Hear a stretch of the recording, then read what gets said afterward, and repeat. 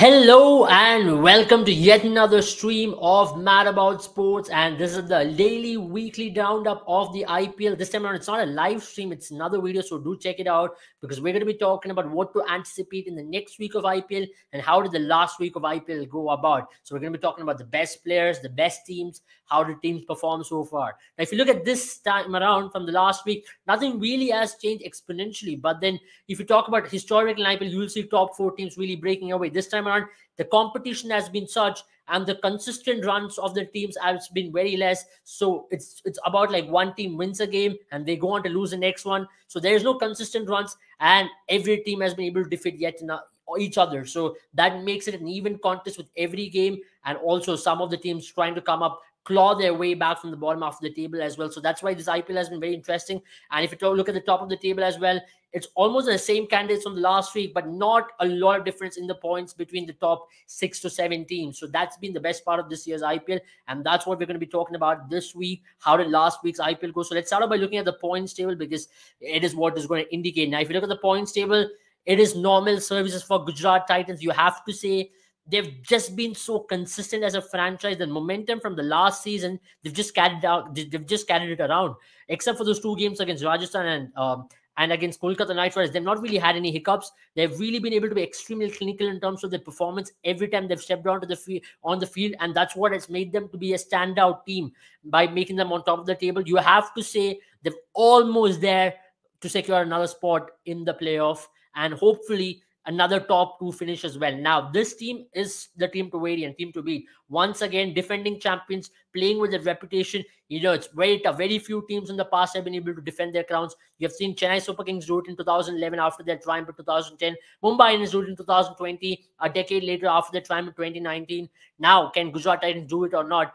It's quite possible because everything really indicates because of the balance. Every time you feel a Gujarat Titans team does not have the balance, they just turn up and they just produce performance every now and then. They've had close to 9 or 10 man of the matches since the last season's beginning, and that's been the strength of this team. It's not 2 to 3 individual performers. It is a complete unit trying to take this team out of hole in every tough situation. Put them in adversity, there's a player putting their hand up and trying to take this team out of the hole. Now, that's been the case with Gujarat Titans to start off with, but let's talk about Lucknow Super Giants, isn't it? Because after that shocking loss against Gujarat Titans, they really had to come back strong, and boy, didn't they come back strong. 257, the second highest score in IPL history, and they just went ballistic against Punjab Kings in Mohali, where you had likes of Nicholas Pooran, you had likes of Marcus Stoinis, you had everybody chip into the party and put that mammoth score on the board, and Punjab and defeating them by good 55 odd runs, and that is being the case for Lucknow Super Giants. It's been a run for Lucknow Super Giants on days where they looked absolutely berserk, where they go berserk against any bowling attack in the world, but on days where you feel like they can do a lot better. But that performance after that shocking defeat against Gujarat Titans was much needed for this team because such defeats can really bring down a team, and that can really jolt a campaign for any team. But then that kind of performance is definitely going to uplift. Now 257. Now they're going to be playing a game later today against Royal Challengers Bangalore at home, so they want to continue that momentum going deep into the tournament as well. So that is about it from Lucknow Super Giants. They've had a good run. The bowlers did step up as well, and that powerhouse in the middle order, likes of Marcus Stoinis, Nicholas Pooran, all coming into party. You've really invested in these players because on the good days you can get scores in excess of 230, and that's exactly what you saw. Marcus Stoinis coming into party. You saw in the end Ayush Badoni really going hell for leather as well, and that mindset with a clear head. And you have to also add Kyle Mayers. This season they've really backed Kyle Mayers over someone like a Quinton de Kock because they certainly see a spark in him to win a game for them right in the power play, give them those accelerating starts, and he's done that so far so good. You have to say KL Rahul has still not been getting off the blocks quite quickly, and that's really not been the case with Lucknow Super Giants in the last season. Last season, you saw KL Rahul have a 500-run season, and this is a KL Rahul who's certainly underconfident, and he'd really want a big innings around the corner to really uplift his IPL campaign and to help Lucknow Super Giants to go a mile ahead as well. Because remember, from the last season, these two franchises have been extremely consistent. They're not really dropped down their bat and asking, okay, the last season was just one-off season. This season, they've carried on from where they left off. Same with Gujarat Titans and Lucknow Super Giants. Lucknow Super Giants, remember, they finished in the third position in the last season of IPL as well. Lost the eliminator to Royal Challengers Bangalore. But this time around, they have really added a little bit more into their artillery of bringing in Nicholas Puran, bring in someone like a Naveen Hulok, bring in someone like a Mark Wood who's back after injury into the team. So that's made them a well-rounded unit, and that's really uplifted them. And now, if they get a couple more wins and secure a place in the playoffs, they don't want to finish top two. Last season, they were extremely disappointed that they were unable to finish in top two, and that really halted their campaign as well. Now they'll be aiming for the top two finish, hopefully to get the number one, number two spot, where they'll be competing against Chennai Super Kings and other few teams as well. Now, you do not know who's going to finish in top four, because remember, this season has been one of those seasons where everything has been very dicey. You can't really predict one or two teams or three teams for that matter. You can say Gujarat as slight noses ahead because of the 12 point they have in their table. But other than that, everybody stuck at 10 is going to create that muddle. Then again, the last bit of thing, isn't it? The net run rate. We often keep talking about it, but then we have said it time and time again in IPL. The net run rate becomes a deciding factor in adjudging teams as to who's going to go through or not. Now, let's talk about Rajasthan Royals, because they've had a decent run so far. They lost a couple of matches, but they came back pretty strong. Defeated Chennai Super Kings at home, a massive victory for them, because they did post a massive total of 200 as well in that game. And then after posting 213, lost to Mumbai Indians away from home in Mumbai, where Tim David came out there and absolutely blew them away alongside Surya Kumar Yadav as well. You have to say, some of the bright or silver linings of Rajasthan Royals has been Yashasvi Jaiswal. He's been having a phenomenal time. If you look at the highest individual scores of this season's IPL, Yashasvi Jaiswal tops it at this point of stage. He scored 124 runs. That beautiful knock. You have to say Yashasvi Jaiswal has been the player to watch out for from the season. We've always seen a lot of promise in him, but this season has been a breakout season for him. All of a sudden, people are talking about his India call-up as well, and it's very near. You have to admit it that Yashasvi Jaiswal is very near to getting that India cap for the first time, and this is going to be a massive season for Yashasvi Jaiswal, the player as well. Remember, you have seen the struggles. We have heard the stories of Yashasvi Jaiswal coming after a lot of struggles, getting that opportunity in India under 19, and finally making it big. And now that he has really gotten that opportunity, Rajasthan Royals to have a consistent one, batting alongside someone like a Josh Butler, one of the most dangerous white ball batters, and overpowering him in power plays, you have to say this lad has come a long way in terms of his development, and this has been the season to watch out for. Even if you look at the orange cap leaders list at this point of stage, Yashasvi Jaiswal has the orange cap with him, and that's just testament of his hard work, just testament of the belief which the Rajasthan Royals team has shown in him. But his knock did go in vain as well. Now, if you look at that, highest scores of this season, except for the Harry Brooks knocks against Kolkata Knight Riders, all these individual high scores have ended up in losing cause. It's a very interesting fact, isn't it? And that's why this IPL, as we see IPL progress even further, it isn't about individual scores anymore. It's about those crucial 40s, 50s, a team performance coming together, playing in important knocks of 2 to 3 players chipping in and really taking the game away. And that's been the case with IPL in the recent past. And we are seeing it even more glaring as we move even further into the IPL. Now, that's about it from the Rajasthan Royals. They'll be slightly disappointed for the last game which they play against the Mumbai Indians. But let's talk about Chennai Super Kings. A phenomenal team so far. Back-to-back losses for Chennai Super Kings, something which could possibly hamper them. Remember, they've not had a great net run rate so far in the tournament, and to add to that, remember, they've also gone on to lose against Rajasthan Royals away from home and at home to Punjab Kings, something which they did not see it coming. You have to say the game against Punjab Kings was the highlight of the week. It was a cracker of a game where you saw Chennai Super Kings give it away from position of their complete control. Liam Livingston alongside Jitesh Sharma and Prabhsimran Singh really played out of their skins to chase on 201 in Chepauk. Remember, chasing any score in excess of 185 in Chepauk is a Herculean task. And for Punjab Kings to do it at Chepauk in Chennai's own backyard against Chennai spinners, you have to say it required a brilliant game, a brilliant team performance, and that's what Punjab exactly did. And even against Rajasthan Royals, Chennai Super Kings was halted by the spin trio of the Rajasthan Royals, and they'll be slightly now introspecting at themselves and asking, what should we do better? Maybe Chennai would want to back themselves and maybe do the things which they were doing prior to this game, which is to out-bat teams, score runs which are 30 to 40 runs above par, and make sure the other team is out-batted. Because remember, even if you look at Chennai Super Kings bowling, you have to say there's some really good silver linings. Let's talk about the purple cap holders. You have to say Tushar Deshpande this season has been a massive silver lining. For Chennai Super Kings, nobody really expected him to be the leading wicket taker. At the start of the season, after the first game where he went for 54 odd runs in 3 overs, you have to say he's come a long way being the leading wicket taker of the tournament at the halfway mark. And to add to that, Mahesha Patirana, what a player he has been so far. Bowling under pressure, whenever Mahendra Singh Dhoni has thrown him the ball at the age of 21 to show that bit of temperament, you have to say Chennai Super Kings has unearthed a player for the next 10 to 15 years, and also unearthed a gem for Sri Lankan cricket. You know, his action definitely reminisces us of Lasan Malinga, and he's been trying to pull off the tricks right out of Lasan Malinga's bag.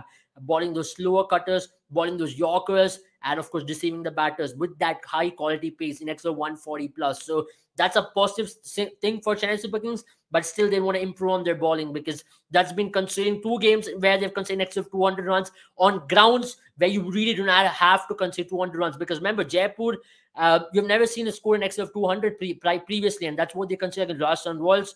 Chepauk, usually defending when you have scored 200, it's extremely tough to chase it down. They've conceded that as well. So they'll be looking back at the bowling and feeling slightly disappointed that bowlers haven't been able to step up. They'd want their spinners to step up, especially someone like a Tikshana, who's really been the bang for 4 overs. They'd want him to be a lot more potent in terms of his wicket-taking ability, because Jadeja has done a phenomenal job throughout the season. Whenever Dhoni has given him the ball, he's definitely stepped up as a bowler. But alongside him, maybe go back to Sandner. Maybe that's something which they'll definitely ponder upon. But the batting has been doing a good job. If you say David Conway, Shivam Dubey, everybody has really been doing a good job. And hence you're seeing, even if you look at the orange caps list once again, you'll see Devon Conway on the list as well, where he scored 414 runs, and alongside Ruturaj Gaikwad, who scored 354 runs. So their openers have done a fine job alongside the middle order bats, where Shivam Dubey has been striking next to 180, where Ajinkya Rahane has had a good season so far. Moeen Ali has come and played cameos, and let's not forget Mahendra Singh Dhoni. Even at the age of 41, he's coming in and scoring those crucial 15 runs towards the end, which takes the score from being par to above par as well. So these kind of knocks are very vital at the end of the day. So that's about it from Chennai Super Kings. Let's talk about Punjab Kings, as we have to talk about after that hammering defeat they had against the Lucknow Super Giants, where they considered 257. It was very important for them to come back into the game and come back into a context, and they did come back clawing. You have to say defeating Chennai in Chepauk was a hard task, and they did rise up to that task. Every player, you have to say the youngsters of Punjab this season has been extremely impressive. Likes of Arshdeep has been now a very important candidate, especially when it comes to Team India. So he, of course, has matured a lot more. Then you have to talk about Rahul Chahar, who's been extremely consistent, and the batting of Prabhsimran Singh. You have to add to that list Liam Livingston, and let's talk about Jitesh Sharma. Jitesh Sharma's cameos in every game where he has come in and scored those quick fire 25 of 10 to 9 balls has been the major difference for Punjab Kings this season. They've really now entrusted in Shah Rukh Khan, Jitesh Sharma, and Sikandar Asar do the finishing job, and they've been doing that. And this now makes Punjab a well-rounded team. Now with their bowlers also can chip up on bigger and better surfaces, that's going to make them a dangerous squad, because they are playing some fearless brand of cricket. Remember, we did mention previously as well, under Trevor Bayliss, who's a World Cup winning coach with England, who's been a mastermind for the white ball revolution. He's been able to bring that experience into the Punjab Kings team, and also the leadership acumen of Shikhar Dhawan. You have to remember, Shikhar Dhawan at this point of stage in his career is much more calm and relaxed as a captain, and that's definitely been helping him in terms of gelling a team together, putting them out in the park, and helping them to go out there and do a good performance. So Punjab Kings is definitely another week. We are picking them as the underdog to watch out for, because every last couple of weeks we've been picking them, and this week as well they've been the underdog. Now let's talk about Royal Challengers Bangalore. They'll be slightly disappointed. They've lost to Kolkata Knight Riders. A lot of mistakes on the field in the game against Kolkata Knight Riders, where they really had that game and they let it slip away. They dropped many catches, you have to say, that really came to bite them. And now they'll be playing a game against Lucknow Super Giants today, and that's going to be very important for them, especially in terms of getting on par on 10 points with the other teams, and you are in the competition when you do that. And that's going to be the interesting part to watch out for. Now, when we talk about Royal Challengers Bangalore, they've also got a new signing in there. That's Kedar Jadhav, who has been a new signing because David Willey has been officially ruled out of the IPL because of an injury, and Kedar Jadhav, who has been an old pro, who has been there, done it. If you look at his record in the previous seasons with RCB, he scored 309 runs with them. If you look at this season so far, where you might feel Kedar Jadhav has not played any cricket, but he has played a lot of cricket this season. He has scored a 283 against Assam earlier on in January. He scored a 50 odd against Tamil Nadu. He scored a 100 against Mumbai in Brabant Stadium earlier in the Ranji Trophy as well. He scored a lot of runs. He's coming with a lot of first-class ones under his kitty. He scored a very crucial 71 in a very tough pitch against Hyderabad as well for the Maharashtra team. So Kedar Jadhav has been having some bit of experience in the domestic circuit. And remember, someone like Kedar Jadhav is definitely going to add value, because at this point of stage, Royal Challengers Bangalore's middle order is a jittery position, because the youngsters like Mahipal Lomra or Suresh Prabhu Desai, they've not been really able to step up, and Dinesh Karthik has not been able to emulate the kind of season which he had last time around, where he was striking 190. The reputation, or maybe you can say the pressure of the last season, or the kind of standard which he set for himself, is getting a little burdensome for him. And remember, he's not played a lot of cricket at all. From the last season's IPL and a little bit of games from India, he's not really played a lot of games coming into this season's IPL, and that's definitely seen in the way he's played. So they really wanted an experienced middle order bat to be coming at number 6, number 5, taking the game on, taking the spinners on, especially because Royal Challengers Bangalore, once again against Kolkata Knight Riders, failed the spin test. Failed to the good quality spinners of Suresh Sharma, Varun Chakravarti, and Sunil Narayan. So they would want a player who can really play spin well, and that's possibly the reason why they've gone to Kedar Jadhav. Now let's talk about the next team who we have. It is none other than Mumbai Indians. You have to say, in the 1000th game of IPL, where the most successful franchise in IPL history, when they took the field against the first ever champions of IPL in Rajasthan Royals, the most successful franchise in IPL history, that is Mumbai Indians, on their skipper's birthday, did show up. And they did chase down the highest ever total in Wankhede Cricket Stadium by chasing down 214 against Rajasthan Royals in a high-pressure contest where you really felt at a point of stage Rajasthan Royals really had that game. But then Surya Kumar Yadav, he was never out of form, you could say. He just came in and played a whirlwind of a knock, as he always does. Alongside that brilliant 15-ball knock from Tim David towards the end really helped them. And you have to say, this season, one of the most impressive players has been Cam Green. Whenever he has gotten that opportunity, set the base for the Mumbai Indians team, and that's really helped them to build upon as they progress further up into the season as well. So you have to say, at the end of the day, Mumbai Indians will feel a lot better after that win against Rajasthan Royals. And you have to say, that's been one of the games of the week so far, chasing down a big total in their own home ground to dedicate that victory on their captain's birthday as well. So Mumbai Indians, they'll be slightly more worried with their bowling, because they've been conceding 200s way too often. So they would want to hold that. But on days where their batting come into play, they know that they have a batting unit better than anybody else. So this has been their strength, and they want to continue doing that. Let's talk about KKR. I mean, it's been that kind of a season for KKR, isn't it? Because they've had good games, they've had bad games, 3 good games there, and they go absolutely null when they turn up on days. It's been that kind of season. We did predict at the start of the season they will be one of the inconsistent teams, and they've been extremely inconsistent in terms of their performance as well. After that win against RCB, they went back at home, lost to Gujarat Titans. You can say certainly got hammered there by a strong Gujarat Titans team where Vijay Shankar absolutely blew them apart. It was a grudge match for Gujarat Titans as well after what happened against them the last time around. But this time around, Gujarat Titans left no stone unturned where KKR did not really turn up. You have to say certain bright prospects for the team is that Andre Russell is bowling his full quota of overs. Suresh Sharma has been extremely well, but then inconsistency in terms of the opening partnerships. Jason Roy was ruled out because of a niggle. Rahul Gurbaz came in and played a beautiful knock there, but then it wasn't really enough. You're trying to shuffle in a lot of opening partners where there is no consistency. There's no consistent one as to who's going to open in a certain game, and that's put a lot of added pressure on the compatriots and the batters coming in number 3 and 4. And also with Nitish Rana, it's been a very underwhelming season as a captain. You are feeling at this point to say that he's taking a lot of pressure as a captain. He might just have to come in and play with a free role. He might have to just break the shackles and play a lot freely, and maybe a batting promotion for Rinku Singh, because whatever we've seen of Rinku Singh so far is that he takes a little bit of balls up front to get going, and maybe on that very reason they want to promote Rinku Singh a little bit more higher up the order. Maybe open with Venkatesh Iyer, put Nitish Rana at 3, Rinku Singh at 4, and then maybe use Andre Russell a lot better as well, because this team has been clearly underutilizing some of the resources they have. Andre Russell getting very few balls to bat, that is definitely not going to help the cause for this team. The only possible way in which it's going to really allow their bowling unit to come into the power is where they outbat other teams, where they score scores in excess of the power score on a certain ground. And they've got the ability, they've got the ammunition to do it, but then they have to utilize resources well as well. Because there are certain teams in the IPL who have not been really utilizing the resources. If I ever name few, I'll have to name with starting off with talking about Rajasthan Royals not really utilizing Jason Holder as a batter. You have to talk about then if I have to talk about Lucknow Super Giants, you have to say at this point of stage not really utilizing some of the players as well.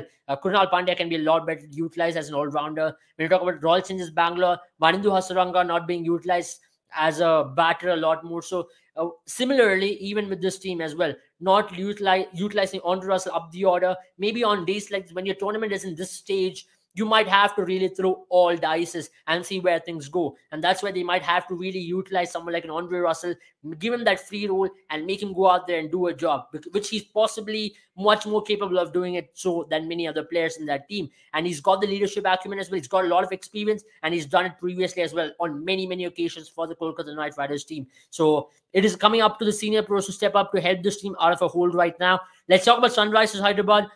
Big win for them coming. And that's going to definitely relieve them. Remember the last time around these two teams, it was the second consecutive fixture against the Delhi Capitals where they were hard done by after that loss against Delhi Capitals at home where they couldn't really chase 144.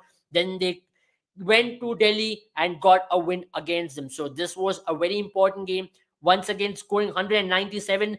Henry Klaassen played a beautiful knock. But still for Sunrisers Hyderabad, there are some glaring holes which they'll have to sort out very quickly. But the silver lining at this point of stage is Henry Klaassen's finishing ability. And to add to that, Yorker Natarajan coming into the fore. They all call him Yorker Natu for a reason because he can go out there and deliver Yorkers on pinpoint accuracy. And that's been his hallmark throughout his IPL career, and him coming back into form against Delhi Capitals is going to make this team feel a lot more comfortable, especially towards the back end. Now they can rely on Natarajan a lot more, and that spell is going to give him a lot more confidence as well to back his Yorkers as well. And that's been a very important victory because after that Delhi Capitals' shocking loss, they wanted something to come back, and they did come back against Delhi Capitals as well. So now they can get their season back in track. Now it's still a long way to go, but they want to start climbing back. The good part is there's not a lot of difference between the top four and the bottom four as well, bottom five, bottom six as well.